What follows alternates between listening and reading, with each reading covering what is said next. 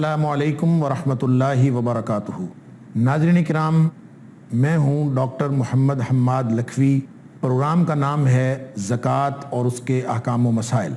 अल्लाह के फ़ज़ल और अल्लाह की तौफ़ीक़ से गुज़श्ता कई प्रोग्रामात से हमें रहनुमाई का मौका मिल रहा है मारूफ़ आलमी दीनी शख्सियत मौलाना हाफ़िज़ सलाहुद्दीन यूसुफ़ साहब से।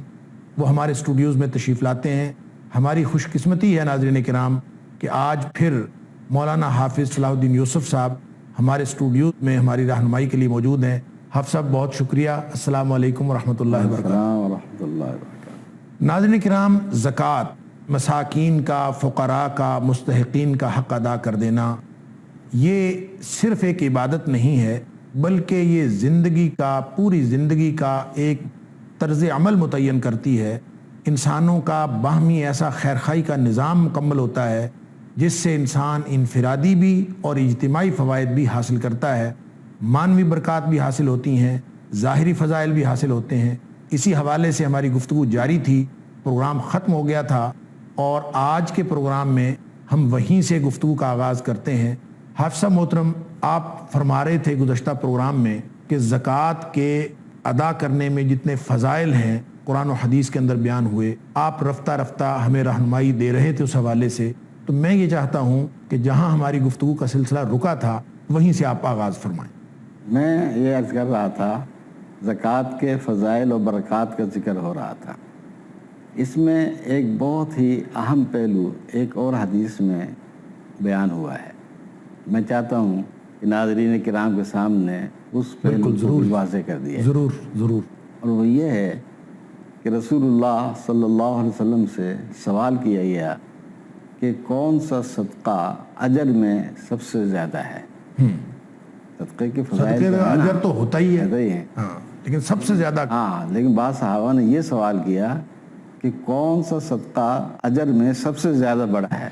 सुभान अल्लाह। यानी ये इस्लाम का जो असल हुस्न है वो अपने आप को आगे से आगे बढ़ाना, यानी बेहतर से बेहतर करने की कोशिश करना। इसी को हदीस में एहसान कहा गया है। जी, इसी को एहसान कहा गया। तो रसूलुल्लाह सल्लल्लाहु अलैहि वसल्लम ने फरमाया, अंत सद्दक़ा व अंत सहीहुन शहीहुन तख्शल फ़क़रा व तामुलुल गिना। अल्लाह अकबर। कि तू सदका इस हालत में कर कि तू बिल्कुल तंदुरुस्त और तवाना हो, कोई मौत के आसार, बीमारी के आसार, दुनिया से जाने के आसार, क्योंकि मौत के करीब तो सब नरम दिल हुए होते हैं। जब तू बिल्कुल सही तंदुरुस्त तवाना हो उस वक्त तू सदका कर। और उसके साथ साथ ये भी तुझे ख़तरा हो कि मैं इसमें से अल्लाह के राह में ख़र्च कर दूंगा तो इतना कम हो जाएगा।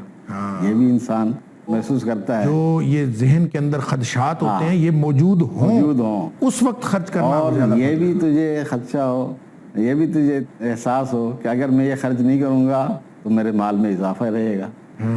तख्शल फ़क़रा व तामुलुल गिना, यानी तू अल्लाह की राह में खर्च करने से फ़क़र से भी तेरे अंदर खौफ महसूस हो और ना खर्च करने से ये भी एहसास हो कि इस तरह मेरे माल में इजाफा होगा। उसके बावजूद तो अल्लाह की राह में खर्च करे। यानी जो कहते हैं सियाने लोग हैं दुनियावी एतबार से, वो अपना माल बचा के रखते हैं कि किसी वक्त काम आएगा। और जहन में ये एहसास रहना कि मेरे पास माल है, उसके अंदर एक इत्मीनान है कि मेरे पास माल है। तो जब वो खर्च करेगा तो उसके जहन में एक खदशा लाहक होगा कि मेरा माल कम हो जाएगा, कल कल ज़रूरत पड़ जाएगी बच्चों के लिए किसी भी तरह की, तो मैं क्या करूँगा। यानी ये खदशा भी मौजूद हो, प्लानिंग मुस्तकबिल की भी मौजूद हो और अपने उसके अखराजात के हवाले से सारे वसाइल ज़राए वो मौजूद हों, फिर भी वो खर्च करे। खौफ भी मौजूद हो और ख्वाहिश भी मौजूद हो कि मेरा माल इसी तरह रहे, मेरा बैंक बैलेंस इसी तरह रहे, कम ना हो। ये रसूल सल्लल्लाहु अलैहि वसल्लम फरमाते हैं कि इस हालत में तेरा खर्च करना कि तू तंदुरुस्त हो, तवाना हो, फ़क़्र व फ़ाक़े का अंदेशा भी हो खर्च करने की सूरत में और बचा कर रखने की सूरत में ये उम्मीद हो कि मेरा माल महफूज रहेगा। यानी ये इंसानी फितरी एहसासात हैं हर एक को। ये एहसासात के बावजूद तू अल्लाह की राह में खर्च करता है। ये ना हो कि तू जब तंदुरुस्त तवाना हो उस वक्त तो तू अल्लाह की राह में खर्च करने की तरफ तवज्जो ही ना दे, अल्लाह ज़कात ही ना अदा करे। जब कोई मुसीबत पड़ जाए, यहाँ तक कि जब मौत गले तक पहुँच जाए تو اب تو کہنے لگے اچھا میرے مال میں سے اتنا فلاں مسجد کو دے دو، اتنا فلاں مدرسے کو دے دو، فلاں شہر والی کوٹھی فلاں کو دے دو، فلاں گھر بیچ کے یہ کر دو، اتنا فلاں غریب مسکین کو دے دو، سمجھے؟ تو رسول اللہ صلی اللہ علیہ وسلم فرماتے ہیں کہ اس حالت میں اب یہ تیرا حق ہی نہیں رہا ہے کہ تو اللہ کی راہ میں خرچ کرنے کی وصیت کرے، اس لیے یہ تو اب تیرے وارثوں کا حق بن گیا ہے۔ اللہ اکبر۔ تیرے ہاتھ میں اب کچھ نہیں ہے، تیرے ہاتھ میں تو اس وقت تھا جب تو صحیح تندرست تھا، جب تو بچا بچا کے رکھتا تھا۔ ہاں اب جب موت کے آثار تجھ پر طاری ہو رہے ہیں تو اب تو کہہ رہا ہے کہ اللہ کی راہ میں فلاں فلاں جگہ دے دو، فلاں کو کتنے دے دو، فلاں کو کتنے دے دو، وہ تو فلاں کا ہو چکا، یعنی وہ تو وارثوں کا ہو چکا۔ گویا اس کا مطلب یہ ہوا کہ اگر انسان بالکل موت کے قریب، جب انسان کو اپنی موت کا یقین ہو جائے تو اس وقت اس کے دل میں اللہ کی راہ میں خرچ کرنے کا جذبہ پیدا ہوتا ہے، جبکہ ساری عمر وہ اس سے غافل رہا تو اب اس وقت موت کے وقت پیدا ہونا جذبے کا یہ اللہ کے ہاں کوئی اہمیت نہیں رکھتا۔ اللہ کے ہاں تو اہمیت اسی صدقے کی ہے جب وہ تندرستی کی حالت میں، جب مال کی ضرورت تھی، جب مال کی ضرورت اس کے وقت وہ اللہ کا حکم سمجھتے ہوئے خرچ کرے، اس کی اللہ تعالیٰ کے ہاں اہمیت ہے۔ یا پھر موت نہ بھی آئی ہو، کوئی مصیبت پڑتی ہے، کوئی ایسا کوئی آزمائش آتی کسی کے اوپر، تو اپنے اس مصیبت یا آفت سے بچنے کے لیے لوگ صدقہ کرنا شروع کر دیتے ہیں۔ وہ تو خیر اس کا تو کوئی نہ کوئی جواز ہے، لیکن موت کے وقت کا صدقہ تو بالکل ہی قبول نہیں، وہ تو قابل قبول ہے۔ وہ تو بالکل ہی قابل قبول نہیں۔ جی ہاں۔ اچھا آپ سب فضائل کے حوالے سے مختلف پہلو آپ نے ہمارے سامنے رکھے اور ہمارے ناظرین کی رہنمائی کی، تو یہ فرمائیں کہ جو شخص زکوٰۃ ادا کرتا ہے اس کو تو اللہ تعالیٰ یہ سارے فضائل عطا فرماتا ہے، اور یہ افضل صدقہ کی بھی بات آ گئی، اور اس کی معنوی اور ظاہری برکات کی بھی بات آ گئی، پاکیزگی کی بات آ گئی، لیکن اگر کوئی شخص صاحب نصاب ہونے کے باوجود زکوٰۃ ادا نہیں کرتا تو یہ جرم تو ہے، یعنی جب ظاہر سی بات ہے کہ فرض ہے اور فرض ادا نہیں کیا تو جرم تو ہے، لیکن یہ کتنا بڑا جرم ہے، کیا سنگینی ہے اس جرم کی اسلام کے اندر؟ بات یہ ہے کہ اسلام میں جہاں ایک طرف تحریب اور تحریص ہے، یعنی فضائل اس کے برکات بیان کیے ہیں، یہ فضائل و برکات یہ اصل میں ترغیب اور تحریص ہے تاکہ انسان کو ترغیب ہو خرچ کرنے کی، اور اس کے پہلو بپہلو سخت وعیدیں بھی بیان کی گئی ہیں اس سے اعراض کرنے والوں کے لیے، اور اس کی وجہ یہ ہے کہ انسانی طبائع جو ہوتے ہیں وہ مختلف ہوتے ہیں، یعنی ترغیب، تاکید، پھر ترہیب، کچھ تو ترغیب و تحریص سے متاثر ہو کر ہی نیکی کی طرف مائل ہو جاتے ہیں، صحیح، اور بعض انسانی طبیعتیں ایسی ہوتی ہیں جب تک ان کو خوف نہ دلایا جائے، سخت تحدید وعید نہ سنائی جائے، اس وقت تک وہ مائل نہیں ہوتے، وہ آمادہ عمل نہیں ہوتے ہیں۔ تو اللہ تعالیٰ نے انسانوں کی ان دونوں طبیعتوں کو ملحوظ رکھا ہے، سمجھے؟ فضائل و برکات کے ذریعے سے ترغیب و تحریص کا پہلو سامنے رکھا ہے، وہ بیان فرمائے تاکہ جو اس قسم کے مزاج کے لوگ ہوں وہ اس کے ذریعے سے آمادہ عمل ہو جائیں، اور جن پر ترغیب و تحریص کا اثر انداز نہیں ہوتا عمل، تو ان کے لیے اللہ تعالیٰ نے پھر خوفناک وعیدیں بھی بیان فرمائی ہیں کہ ہو سکتا ہے ان وعیدوں سے ڈر کر ہی وہ اللہ کی راہ میں خرچ کرنے کے لیے آمادہ ہو جائے۔ تو احادیث مبارکہ میں زکوٰۃ ادا نہ کرنے والوں کے لیے بڑی سخت وعیدیں بیان فرمائی گئی ہیں، سمجھے؟ مثال کے طور پر ایک حدیث میں رسول اللہ صلی اللہ علیہ وسلم نے فرمایا ہے، میں اس کا ترجمہ سناتا ہوں، جی، جسے اللہ تعالیٰ مال و دولت سے نوازے لیکن وہ اس میں سے زکوٰۃ ادا نہ کرے تو وہ دولت قیامت کے دن اس کے لیے گنجے سانپ کی شکل میں بنا دی جائے گی۔ اللہ اکبر۔ من آتاہ اللہ مالا فلم یؤد زکاتہ مثل لہ شجاعا یوم القیامت، جس کی آنکھوں کے اوپر دو نقطے ہوں گے، شجاعا اقرع لہ زبیبتان، سمجھے؟ اس کی آنکھوں کے اوپر دو نقطے ہوں گے، یہ دونوں نشانیاں سخت زہریلے سانپ کی ہوتی ہیں۔ اللہ اکبر۔ وہ سانپ اس کے گلے کا توق بنا دیا جائے گا، یطوقہ یوم القیامہ، اس کے گلے میں توق کے طور پر پہنا دیا جائے گا۔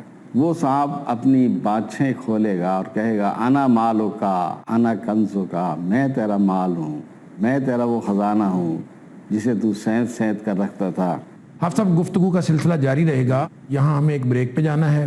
ناظرین کرام، انتہائی مفید گفتگو مولانا حافظ صلاح الدین یوسف صاحب کی وہ ہمارے پاس موجود ہیں، اور گفتگو کا سلسلہ جاری ہے۔ موضوع ہمارا زکوٰۃ اور اس کے احکام و مسائل یہ جاری ہے، لیکن یہاں وقت ہوا ہے ایک مختصر سے وقفے کا۔ حاضر ہوتے ہیں کچھ دیر بعد، امید ہے آپ ہمارے ساتھ ہی رہیں گے۔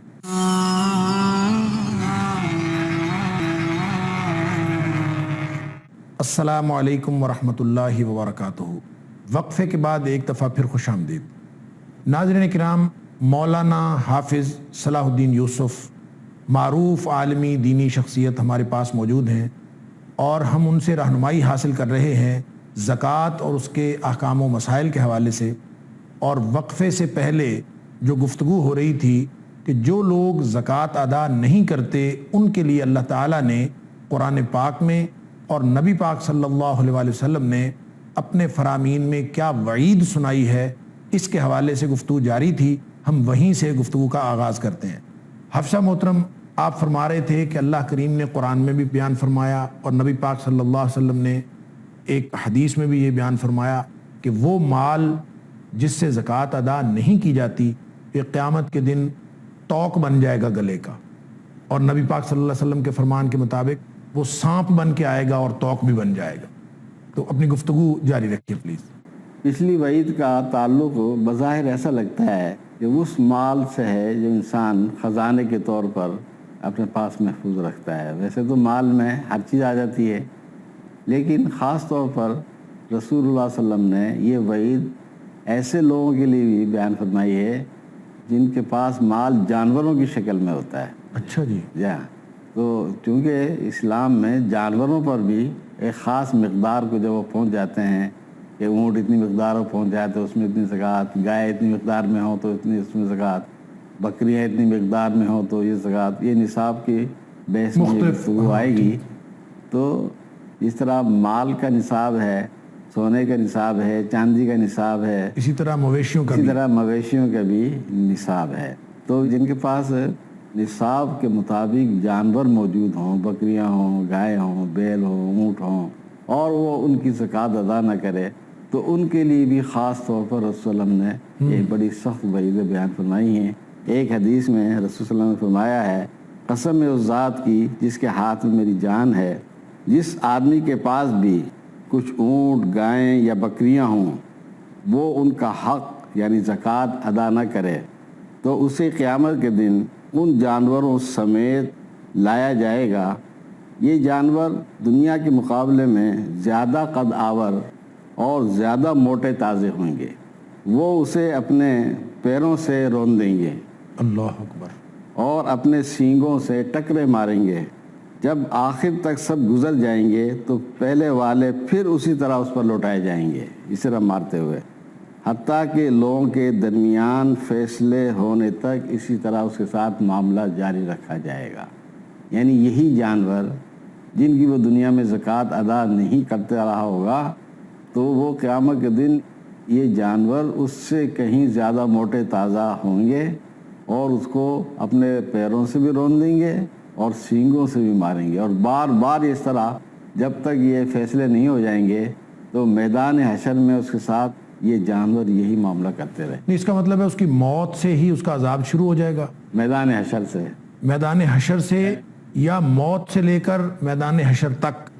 یعنی جب فیصلہ ہو گیا، اللہ تعالیٰ نے فیصلہ فرما دیا، اس سے قبل کا یہ عذاب ہے؟ ہاں، اس کے قبل کا عذاب ہے۔ اب یہ تو پھر آخر میں وہ تو سخت تر عذاب ہوگا۔ ہاں، اس کے بعد اللہ کا فیصلہ آئے گا کہ اب اس کو کیا سزا دینی ہے۔ اللہ، یہ تو گویا دیباچہ ہے عذاب کا۔ دیباچہ ہے، یہ تمہید ہوگی، گویا اللہ تعالیٰ معاف فرمائے۔ آغاز ہوگا۔ ایک دوسری روایت میں رسول اللہ صلی اللہ علیہ وسلم فرماتے ہیں، یہ حدیث بہت واضح ہے، ہر وہ شخص جو سونے چاندی کا مالک ہے اور ان کا حق یعنی زکوٰۃ ادا نہیں کرتا تو قیامت کے دن اسی سونے چاندی سے آگ کے تختے بنا دیے جائیں گے اور ان کو جہنم کی آگ میں تپایا جائے گا۔ اللہ اکبر۔ پھر اس سے اس کے پہلو، اس کی پیشانی اور اس کی پشت کو داغا جائے گا۔ جب وہ ٹھنڈے ہو جائیں گے تو وہ تختے پھر گرم کیے جائیں گے۔ قیامت کے اس دن میں اسی طرح ہوتا رہے گا۔ اللہ تعالیٰ جس کی مقدار 50,000 سال ہے، اللہ یہاں تک کہ بندوں کا فیصلہ ہو جائے گا اور وہ اپنا راستہ جنت یا جہنم کی طرف دیکھ لے گا۔ سوال کیا گیا کہ اونٹوں کا معاملہ کیا ہوگا، یہ تو سونے چاندی کا، تو آپ نے فرمایا جو اونٹوں کا مالک ان کا حق یعنی زکوٰۃ ادا نہیں کرتا اور ان کا ایک حق پانی والے دن ان کا دودھ پلانا، دودھ دوہنا اور مستحقین کو پلانا بھی ہے، یعنی زکوٰۃ کے علاوہ، ایسے مالک کو قیامت کے دن چٹیل میدان میں منہ کے بل لٹا دیا جائے گا۔ استغفر اللہ۔ وہ اونٹ دنیا کے مقابلے میں زیادہ فربا یعنی موٹے ہوئیں گے، ایک بچہ بھی وہ ان میں سے گم نہیں پائے گا، سارے اونٹ اس کے وہاں موجود یعنی ہوں گے، بڑے بڑے اونٹ بن کے آ جائیں ہاں، گے۔ وہ اسے اپنے قدموں سے روندیں گے اور اپنے منہوں سے کاٹیں گے، جب بھی اس پر سے تمام اونٹ گزر چکیں گے تو پھر نئے سرے سے گزرنا شروع ہو جائیں گے۔ اللہ اکبر۔ اور یہ معاملہ قیامت کے اس دن میں ہوگا جس کی مقدار 50,000 سال ہوگی، یہاں تک کہ بندوں کے درمیان فیصلہ ہو جائے گا اور یہ اپنا راستہ جنت یا جہنم کی طرف دیکھ لے گا۔ سوال کیا گیا اللہ کے رسول گائے اور بکریوں کا معاملہ کیا ہوگا؟ آپ نے فرمایا جو بھی گایوں اور بکریوں کا مالک ان کا حق یعنی زکوٰۃ ادا نہیں کرے گا تو قیامت کے دن اسے چٹیل زمین میں منہ کے بل لٹا دیا جائے گا، ان میں سے وہ کسی کو کم نہیں پائے گا، ان میں کوئی گائے یا بکری مڑے ہوئے سینگوں والی ہوگی نہ بغیر سینگوں کے اور نہ ٹوٹے ہوئے سینگوں والی، یعنی ان کے سینگ بالکل صحیح سالم سیدھے ہوئیں گے، وہ اپنے سینگوں سے اسے ماریں گی یعنی سیدھے سینگ لے کے آئیں گے، ہاں، اور اپنے قدموں سے اسے روندیں گی، جب اس پر سے آخر تک سب گزر چکیں گی تو پھر دوبارہ نئے سرے سے گزرنا شروع ہو جائیں گی۔ یہ معاملہ اس دن میں ہوگا جس کی مقدار 50,000 سال ہوگی، یہاں تک کہ بندوں کے درمیان فیصلہ ہو جائے گا اور یہ اپنا راستہ جنت یا جہنم کی طرف دیکھ لے گا۔ اللہ اکبر۔ اس حدیث میں رسول اللہ صلی اللہ علیہ وسلم نے مذکورہ جانوروں اونٹ، گائے اور بکریوں کی زکوٰۃ کے لیے حق کا لفظ استعمال فرمایا ہے۔ اس میں یہ بھی قابل غور پہلو ہے جس پر آپ توجہ فرمائیں، جس میں یہ نقطہ مضمر معلوم ہوتا ہے کہ جن کے پاس یہ جانور مقررہ نصاب کی تعداد میں ہوں تو پھر بھی وہ زکوٰۃ ادا نہ کریں تو وہ مذکورہ وعید کے مستحق قرار پائیں گے، لیکن جن کے پاس یہ جانور نصاب سے کم ہوں تو ان کے مالکوں کے لیے پھر بھی یہ ضروری ہے کہ ان کا حق ادا کرتے رہیں، کچھ نہ کچھ ضرور ادا کرتے رہیں، یعنی ضرورت مندوں کے ساتھ احسان اور بھلائی کا معاملہ کریں، ضرورت مندوں کو کچھ دودھ ہی دوہ کر دے دیا کریں، اگر وہ اس سے گریز کریں گے تو قیامت کے دن وہ بھی مذکورہ وعید کے مستحق قرار پا سکتے ہیں۔ اللہ تعالیٰ معاف فرمائے۔ اس سے یہ بھی معلوم ہوا کہ فرض کی ادائیگی تو جرم ہے ہی، لیکن بعض دفعہ اخلاق کریمہ سے بے اعتنائی کرتے ہوئے ضرورت مندوں سے سنگ دلانہ برتاؤ کرنا اور ان سے رحم و کرم کا معاملہ نہ کرنا یہ بھی عند اللہ جرم ہو سکتا ہے، یعنی اللہ تعالیٰ کو اتنا اپنے بندوں کے ساتھ پیار ہے، اس لیے اللہ نے جس کو بھی جس حیثیت کا مالک بنایا ہے، قطع نظر اس کے کہ وہ صاحب نصاب ہے یا نہیں، وہ اپنے سے کم تر حیثیت کے افراد کے ساتھ حسن سلوک ہی کا معاملہ کرے، ضرورت مندوں سے جس حد تک تعاون کر سکتا ہے ضرور کرے، حتیٰ کہ زکوٰۃ ادا کر چکنے کے بعد بھی کوئی دینی ضرورت پیش آ جائے یا کوئی ضرورت مند سامنے آ جائے تو اللہ کے دیے ہوئے مال میں سے اللہ کی راہ میں خرچ کرنے سے دریغ نہ کرے، یعنی یہ نہ کہے کہ میں تو زکوٰۃ دے چکا ہوں، اب میرا فرض ادا ہو گیا، اب میں نے کچھ اللہ نے اگر اس کو صاحب حیثیت بنایا ہوا ہے یہ نہ کہے تو یہ نہ کہے۔ پھر بھی اہل ایمان و تقوی کی یہی صفت اللہ نے بیان فرمائی ہے، وَمِمَّا رَزَقْنَاهُمْ يُنْفِقُونَ، سبحان اللہ، کہ ہم نے جو کچھ بھی ان کو دیا ہے وہ اس میں ہمیشہ سے وہ خرچ خرچ کرتے رہتے ہیں۔ اچھا آپ سب یہ فرمائیں کہ یہ آپ نے مختلف سزاؤں کا ذکر کیا اور بڑی خوفناک سزائیں ہیں، لیکن ان ساری سزاؤں کا تعلق آخرت کی زندگی کے ساتھ، یعنی موت کے بعد یہ سزا ہوگی، موت کے بعد یہ سزا ہوگی، اور یقیناً جو اللہ تعالیٰ کے فیصلے کے بعد سزا ہوگی وہ تو اس سے بھی سخت تر ہوگی۔ جی ہاں، یہ تو اللہ کے فیصلے سے پہلے کی سزائیں وعید کے طور پر بتائی جا رہی ہیں۔ اللہ تعالیٰ ہر طرح کے عذاب سے محفوظ فرمائے۔ کیا زکوٰۃ ادا نہ کرنے والے کے لیے دنیا میں بھی کوئی سزا ہے؟ زکوٰۃ دنیا میں بھی پہلے بتلایا نا کہ ایک تو اس کا مال جو ہے وہ حلال پاکیزہ نہیں رہتا، یہ سزا تھوڑی ہے ان کے لیے۔